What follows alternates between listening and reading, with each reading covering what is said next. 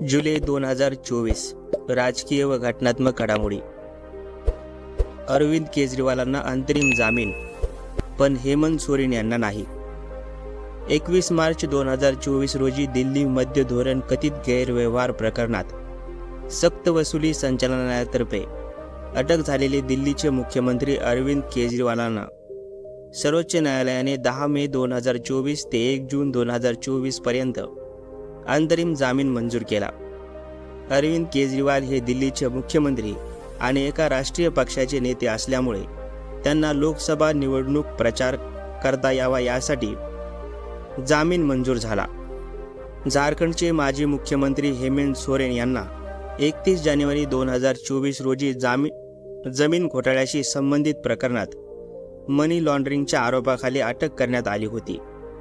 केजरीवाल यांना अंतरिम जामीन मंजूर झाल्यानंतर सोरेन यांच्या वतीनेही जामीन अर्ज करण्यात आला, मात्र तो सर्वोच्च न्यायालयाने फेटाळला.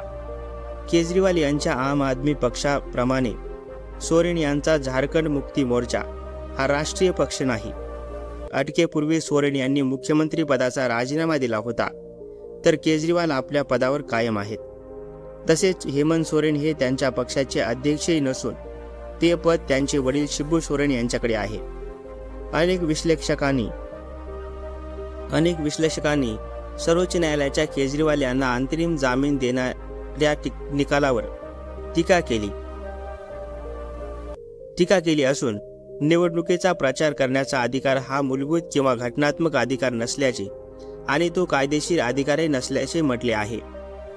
आर्थिक गैरव्यवहार प्रतिबंधक कायदा 2002 बेकायदेशीर मार्गाने जमवण्यात आलेला काळा पैसा म्हणजे ब्लॅक मनीला कायदेशीर मार्गाने कमविण्यात आलेला पैसा दाखविणे अथवा व्हाईट मनी दाखविणे याला मनी लॉन्ड्रिंग म्हणतात. NDA सरकारच्या काळात 2002 मध्ये हा कायदा संसदेत मंजूर झाला आणि 1 जुलै 2005 पासून कायद्याची अंमलबजावणी सुरू झाली. हा कायदा भारतातील मनी लॉन्ड्रिंगचा मुकाबला करण्याचा प्रयत्न करतो आणि त्यांची 3 मुख्य उद्दिष्टे आहेत: मनी लॉन्ड्रिंग प्रतिबंधक आणि नियंत्रण करणे, लॉर्डर केलेल्या पैशातून मिळालेली मालमत्ता जप्त करणे, भारतातील मनी लॉन्ड्रिंगशी संबंधित इतर कोणत्याही समस्येला सामोरे जाणे. फायनान्शियल इंटेलिजन्स युनिटचे संचालक आणि सक्त वसुली संचालनालयाचे संचालक यांना कायद्याच्या तरतुदीची अंमलबजावणी करण्यासाठी कायद्याच्या संबंधित कलमांतर्गत अनन्य आणि समवर्ती अधिकार प्रदान करण्यात आले आहेत. या कायद्यात 2009, 2012, 2015, 2018 आणि 2019 मध्ये दुरुस्त्या करण्यात आल्या आहेत. हा कायदा मनी लॉन्ड्रिंग गुन्ह्याची व्याख्या करतो आणि अशा क्रियाकलापांसाठी दंड लावतो. PMLA अंतर्गत दोषींना 3 ते 7 वर्षापर्यंत तुरुंगवासाची शिक्षा सुनावली जाऊ शकते. तसेच संबंधित प्रकरणात आरोपी इतरही कायद्याअंतर्गत दोषी आढळल्यास 10 वर्षापर्यंतची शिक्षा होऊ शकते. कायद्याअंतर्गत जामीन मिळणे कठीण. या कायद्याच्या कलम 45 नुसार अशा प्रकरणात जामीन मिळण्यासाठी 2 अटी आहेत. निर्दोषत्व सिद्ध करण्याचे ओझे. यात कठोर जामीन अटी लादल्या जातात, ज्यामुळे आरोपींना त्यांचे निर्दोषत्व सिद्ध करावे लागते. जामिनावर असताना कोणताही गुन्हा होणार नाही याची खात्री घेणे. आरोपीने जामिनावर असताना तो कोणताही गुन्हा करणार नाही हे न्यायाधीशांना पटवून देणे आवश्यक असते. पुराव्याचा भार पूर्णपणे आरोपीवर असतो. संयुक्त संसदीय समिती स्थापनेची मागणी. एक्झिट पोल नंतर शेअर बाजारात शेअरच्या किमतीत अचानक झालेली वाढ आणि निवडणुकीच्या निकालाच्या दिवशी त्याची झालेली घसरण याची संयुक्त संसदीय समिती मार्फत चौकशी करण्याची मागणी काँग्रेस नेते राहुल गांधींनी केली. त्यापूर्वी अदानी समूहाने तमिळनाडूमधील सरकारी कंपनीला कमी दर्जाचा कोळसा विकल्याच्या दाव्याची चौकशी करण्यासाठी देखील JPC स्थापन करण्याचे आवाहन काँग्रेसने केले होते. संयुक्त संसदीय समिती. संसदेने एखाद्या विशिष्ट विषयाची किंवा विधेयकाची सखोल तपासणी करण्यासाठी स्थापन केलेली JPC ही एक तदर्थ समिती असते. या समितीत दोन्ही सभागृहाचे तसेच सत्ताधारी आणि विरोधी पक्षाचे सदस्य असतात आणि लोकसभेच्या अध्यक्षाद्वारे नियुक्त लोकसभेचा सदस्य हा समितीचा अध्यक्ष असतो. JPC गठीत करण्यासाठी संसदेत ठराव मांडला जातो. हा ठराव बहुमताने मंजूर झाल्यास JPC स्थापन होण्याचा मार्ग मोकळा होतो. संयुक्त संसदीय समितीमध्ये कोणकोणते सदस्य असतील हे संसदेकडून ठरविले जाते. समितीमध्ये किती लोक असावेत याबाबत मात्र कोणताही निश्चित आकडा नाही. त्यात कितीही सदस्य असू शकतात. समितीचा कार्यकाळ किंवा कार्य पूर्ण झाल्यानंतर ती विसर्जित केली जाते. समितीच्या शिफारशी सल्लागार असतात आणि सरकारने त्याचे पालन करणे बंधनकारक नसते. तथापि JPCच्या सूचना सरकारला गांभीर्याने घ्यावे लागतात. JPCला तज्ज्ञ, सार्वजनिक संस्था, संघटना, व्यक्ती किंवा स्वारस्य असलेल्या पक्षाकडून स्वतःच्या पुढाकाराने किंवा त्यांच्या विनंतीला प्रतिसाद म्हणून पुरावे गोळा करण्याचा अधिकार आहे. JPC स्थापन करण्यात आलेली काही ठळक प्रकरणे: बोफोर्स घोटाळा 1987, हर्षद मेहता स्टॉक मार्केट घोटाळा 1992, केतन पारेख शेअर मार्केट घोटाळा 2001, राष्ट्रीय नागरिक नोंदणी NRC 2016, वैयक्तिक डेटा संरक्षण विधेयक 2019, कलकत्ता उच्च न्यायालयाद्वारे मुस्लिमांसाठीचे OBC आरक्षण रद्द. मे 2024 मध्ये कलकत्ता उच्च न्यायालयाने पश्चिम बंगाल सरकारच्या मुस्लिमांसह अनेक समुदायांना OBC प्रवर्गात आरक्षण देण्याचे आदेश रद्द केले.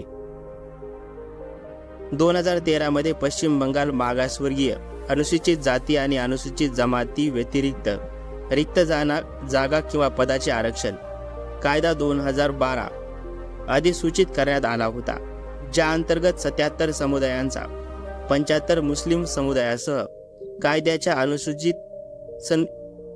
मध्ये समावेश करण्यात आला. पश्चिम बंगाल मागासवर्ग आयोग आणि राज्य सरकारने आरक्षण देण्यासाठी धर्म हा एकमेव आधार घेतला असल्याचे कलकत्ता उच्च न्यायालयाच्या खंडपीठाला आढळले. ही बाब राज्यघटनेच्या अनुच्छेद 16 अंतर्गत आणि न्यायालयाच्या मागील आदेशांद्वारे प्रतिबंधित असल्याचे खंडपीठाने सांगितले आहे. उच्च न्यायालयाने आपला निर्णय देताना विशेषतः इंदिरा साहनी विरुद्ध युनियन ऑफ इंडिया 1992 च्या ऐतिहासिक निकालाचा उल्लेख केला. सर्वोच्च न्यायालयाने या निकालात आरक्षणाच्या उद्देशाने OBC समुदायाची ओळख आणि पदनाम केवळ धार्मिक संलग्नतेवर आधारित असू शकत नाहीत हे स्थापित केले होते. इतर राज्यांमध्ये समान धर्म आधारित आरक्षण: केरळ त्यांच्या 30% OBC कोट्यात 8% मुस्लिम कोटा प्रदान करते. तामिळनाडू आणि बिहार मुस्लिम जाती गटांना त्यांच्या OBC कोट्यात समाविष्ट करते. कर्नाटक 32% OBC कोट्यात मुस्लिमांसाठी 4% उपकोटा होता. आंध्र प्रदेश मागासलेल्या मुस्लिम समुदायासाठी 5% आरक्षण कोटा प्रदान करते. गांधी चित्रपटापूर्वी महात्मा गांधी जगासाठी अज्ञात. 1982 साली गांधी हा चरित्रात्मक चित्रपट प्रदर्शित होण्यापूर्वी महात्मा गांधींना कोणी ओळखत नव्हते आणि गांधी चित्रपट प्रदर्शित झाल्यानंतरच उर्वरित जगात त्यांच्याविषयी उत्सुकता निर्माण झाल्याचे वक्तव्य पंतप्रधान नरेंद्र मोदी यांनी एका मुलाखती दरम्यान मे 2024 मध्ये केले आणि एक नवा वाद निर्माण झाला. 1982 साली रिचर्ड टर्नबरो दिग्दर्शित गांधी नावाचा राष्ट्रपती महात्मा गांधी यांच्या जीवन प्रवासावर आधारित चरित्रात्मक चित्रपट प्रदर्शित झाला होता. 1983 साली 55व्या अकादमी पुरस्कारांमध्ये गांधी या चित्रपटाने 8 ऑस्कर पुरस्कार पटकावले होते. बाफ्टामध्ये देखील या चित्रपटाचे 5 पुरस्कार जिंकले होते. गांधीचे जगप्रसिद्ध असल्याचे दाखले: 1937 साली A.K. चेट्टियार यांनी महात्मा गांधींच्या जीवनावर आधारित एका माहितीपटावर काम करण्यास सुरुवात केली होती. 1953 साली Mahatma Gandhi 20th century prophet हा अमेरिकन माहितीपट प्रदर्शित झाला.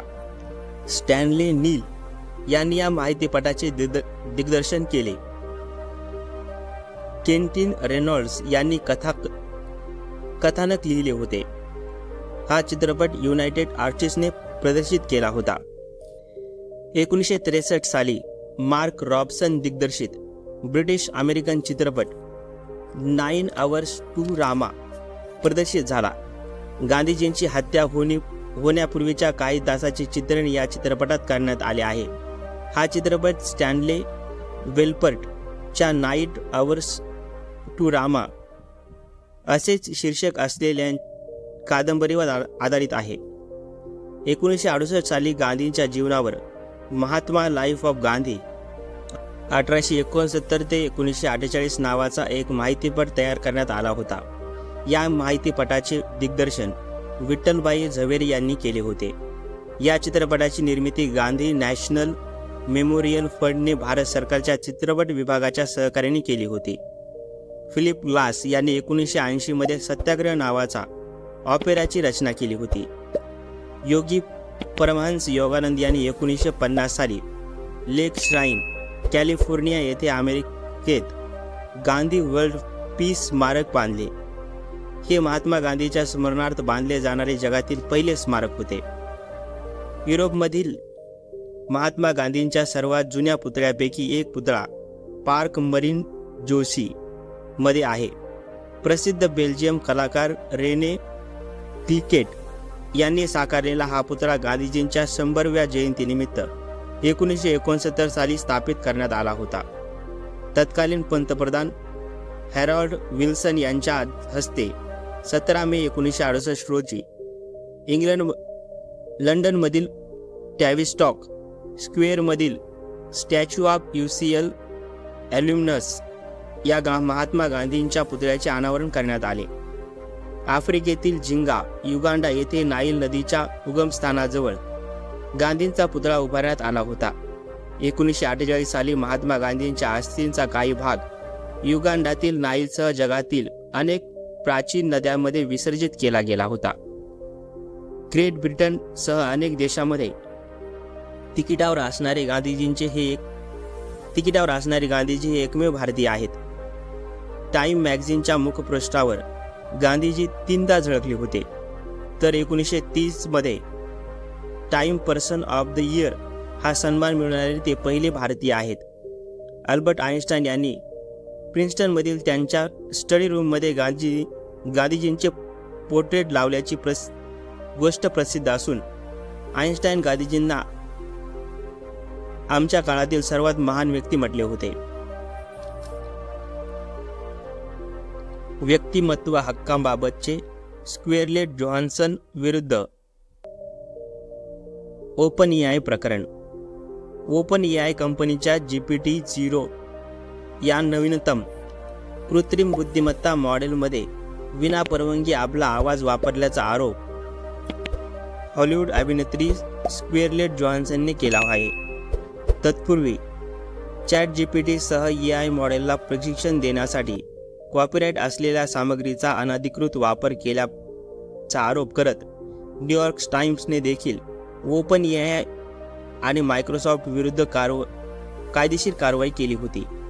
हे वाद कृत्रिम बुद्धिमत्ता मॉडेलच्या संदर्भात व्यक्तिमत्व अधिकाराचे महत्त्व अधोरेखित करतात. भारतातील उदाहरणे. मे 2024 मध्ये दिल्ली उच्च न्यायालयाने जॅकी श्रॉफचे व्यक्तिमत्व आणि प्रसिद्ध हक्क कायम ठेवले. विविध ई-कॉमर्स स्टोअर्स, AI चॅटबॉट्स आणि इतरांना त्यांच्या संमतीशिवाय अभिनेत्याचे नाव, प्रतिमा, आवाज आणि समानता वापरण्यापासून प्रतिबंध करणे. त्याप्रमाणे सप्टेंबर 2023 मध्ये अभिनेता अनिल कपूरला देखील त्यांच्या प्रतिमेच्या अधिकारासाठी कायदेशीर संरक्षण मिळाले. दिल्ली उच्च न्यायालयाने 16 संस्थांवर निर्बंध घातले आणि त्यांना व्यावसायिक हेतूसाठी त्यांचे नाव, प्रतिमा किंवा समानता वापरण्यास मनाई केली. 2010 मध्ये दिल्ली उच्च न्यायालयातील DM एंटरटेनमेंट प्रायव्हेट लिमिटेड विरुद्ध बेबी गिफ्ट हाऊस खटल्यात गायक दिलेर मेहंदी विजयी ठरले. या खटल्यात मेहंदींच्या देखाव्याची नकल करणाऱ्या आणि त्यांची गाणी गाणाऱ्या बाहुल्या विकणाऱ्या दुकानावर न्यायालयाने प्रतिबंध आणला. न्यायालयाने आपल्या सार्वजनिक प्रतिमेवर व्यावसायिकरित्या नियंत्रण ठेवण्याचा मेहंदी यांचा अधिकार कायम ठेवला. व्यक्तिमत्व हक्क म्हणजे काय? व्यक्तिमत्व हक्क म्हणजे एखाद्या व्यक्तीच्या व्यक्तिमत्वाचे संरक्षण करण्याचे अधिकार. ते गोपनीयता किंवा मालमत्तेच्या व्यापक अधिकाराचा एक भाग आहे. या अधिकारामध्ये सेलिब्रिटीच्या सार्वजनिक व्यक्तिमत्वाच्या विविध पैलूंचा समावेश होतो. ज्यामध्ये त्यांचे नाव, आवाज, स्वाक्षरी, प्रतिमा, विशिष्ट वैशिष्ट्ये, पद्धती, पोज इत्यादी येतात. प्रकार: गोपनीयतेचा अधिकार. हे एखाद्या व्यक्तीच्या वैयक्तिक माहितीवर आणि घडामोडीवर त्यांचे नियंत्रण संरक्षण करतात. हे वैयक्तिक तपशिलाचे अनधिकृत प्रकटीकरण किंवा एखाद्याच्या खाजगी जीवनात घुसखोरी प्रतिबंधक करतात. पुट्टास्वामी विरुद्ध युनियन ऑफ इंडिया 2017 प्रकरणावरील सर्वोच्च न्यायालयाच्या निकालाने गोपनीयतेचा अधिकार एक मूलभूत अधिकार असल्याची पुष्टी केली. प्रसिद्धीचा अधिकार. हे अधिकार व्यक्तींना त्यांचे नाव, प्रतिमा किंवा इतर ओळखण्यायोग्य योग्य वैशिष्ट्यांच्या व्यावसायिक वापरावर नियंत्रण देतात. व्यक्तीच्या ओळखीचे हे पैलू उत्पादन, समर्थन किंवा जाहिरातीसाठी कसे वापरले जावेत याबाबत निवडीचे अधिकार मिळतात. महत्त्व. सेलिब्रिटींसाठी हे अधिकार महत्त्वाचे आहेत कारण त्यांचे नावे, छायाचित्रे किंवा अगदी आवाज यांचा विविध कंपन्यांकडून त्यांच्या विक्रीला चालना देण्यासाठी किंवा विविध जाहिरातीमध्ये सहजपणे गैरवापर केला जाऊ शकतो. भारतातील व्यक्तिमत्व हक्काची स्थिती. भारतीय कायद्यामध्ये व्यक्तिमत्व हक्क स्पष्टपणे नमूद केलेले नसले तरी ते गोपनीयता आणि मालमत्ता अधिकाराशी संबंधित तत्त्वाद्वारे संरक्षित आहेत. मुख्य कायदेशीर तरतुदी. भारतीय राज्यघटनेचा अनुच्छेद 21 केवळ व्यक्तित्व हक्कासाठी कोणताही विशिष्ट कायदा नसताना घटनेच्या अनुच्छेद 21 मधील निहित गोपनीयतेचा अधिकार भारतात सर्वात जवळचे कायदेशीर संरक्षण प्रदान करतो. कॉपीराइट कायदा 1957 कॉपीराइट कायदा व्यक्तिमत्व अधिकारांना थेट संबोधित करत नसताना बौद्धिक संपदा अधिकार प्रकरणामध्ये पॅसिंग ऑफ आणि डिसेप्शन यासारख्या संकल्पनांमधून काही प्रमाणात संरक्षण प्रदान करतो. भारतीय ट्रेडमार्क कायदा 1999 या कायद्याचे कलम 14 वैयक्तिक नावे आणि प्रतिनिधित्व वापरण्यास प्रतिबंध करते. न्यायालयाचे निकाल. न्यायालयाने प्रसिद्धीचा अधिकार ओळखला आहे. सेलिब्रिटींना त्यांचे नाव, समानता आणि व्यक्तिमत्व अनधिकृत वापरापासून संरक्षण करण्याची परवानगी दिली आहे. कृष्णा किशोर सिंग विरुद्ध सरला ए सरोगी खटला 2021 मध्ये भारताच्या सर्वोच्च न्यायालयाने प्रसिद्धीचा अधिकार हा गोपनीयतेच्या अधिकारांपेक्षा वेगळा असल्याचे सांगितले. सार्वजनिक व्यक्तींना प्रसिद्धीचा समान अधिकार आहे यावर न्यायालयाने भर दिला. प्रसिद्धी हक्क हे वारशाने मिळू शकणारे आणि तयार करण्यायोग्य आहेत याची पुष्टी केली. अरुण जेटली विरुद्ध नेटवर्क सोल्युशन प्रायव्हेट लिमिटेड 2011 खटल्यामध्ये इंटरनेटवर व्यक्तीची लोकप्रियता किंवा प्रसिद्धी वास्तविक जीवनात तितकीच महत्त्वाची असल्याचे निरीक्षण दिल्ली उच्च न्यायालयाने केले.